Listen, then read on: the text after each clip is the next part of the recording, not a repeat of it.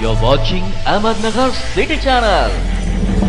भारत निवडणूक आयोगाचे SIR मोहीम अंतर्गत अहिल्यानगर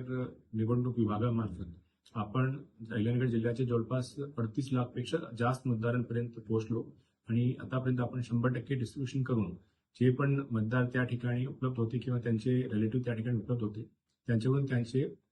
गणना प्रपत्र म्हणजे इन्व्हिटेशन फॉर्म भरून घेतलेला आहे. तरी आपल्या जिल्ह्यामध्ये जवळपास 4,29,112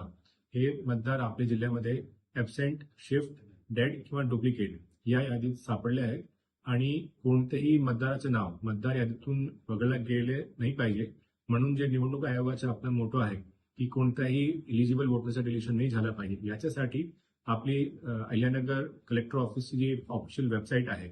ahilyanagr.maharashtra.gov.in या वेबसाईटवर आपण सर्व मतदारसंघाची BLO आणि पार्ट वाईज आपण ASDD लिस्ट त्या ठिकाणी पब्लिश करत आहोत आणि सर्वचे सर्व जे अहिल्यानगरचे वोटर्स आहेत त्यांना माझी विनंती राहील आणि आवाहन सुद्धा राहील की त्यांनी वेबसाईटवर जाऊन हे तपासून घ्यावे की त्यांचं नाव या यादीत आहे किंवा नाही. जर ॲबसेंट, शिफ्ट किंवा डेड आणि डुप्लिकेट या यादीत त्यांचं नाव सापडलं तर अजूनही आपल्याकडे 17 ऑगस्टच्या आधी आपण तारूख मतदार यादी पब्लिश करणार आहोत. त्याच्या आधी जर आपले लोकांनी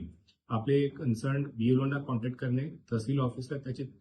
चौकशी करणे किंवा इलेक्शन कमिशन ऑफ इंडियाची जी टोल फ्री नंबर आहे 1950 या नंबरवर कॉन्टॅक्ट करणे किंवा आम्ही डिस्ट्रिक्ट वेबसाईटवर BLO निहाय सर्वांची कॉन्टॅक्ट लिस्ट सुद्धा शेअर करतोय. तर आपले BLOना तुम्ही त्या ठिकाणी कॉन्टॅक्ट करू शकता आणि जर 17 ऑगस्टच्या आधी म्हणजे 16 ऑगस्ट पर्यंत अशी तुमचे कुठे नाव या यादीत असेल आम्हाला जर सांगितलं तर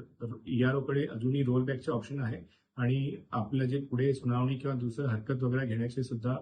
सुद्धा आपण याच्यावर काम करू शकतो. तर मी आपले अहिल्यानगर जिल्ह्याचे सर्व वोटर्सना आवाहन करणार आहे की कृपया करून 16 ऑगस्टच्या आधी आपल्या ASB लिस्टमध्ये नाव आहे किंवा नाही हे तपासून घ्यावे आणि जर तुम्हाला ऑब्जेक्शन असेल तर त्याच्या आधी जर आमच्याकडे त्याची नोंद करून दिली तर आम्ही रोल बॅक करून त्यांच्या इन्व्हिटेशन फॉर्म आता आपण भरून घेऊ शकतो. धन्यवाद.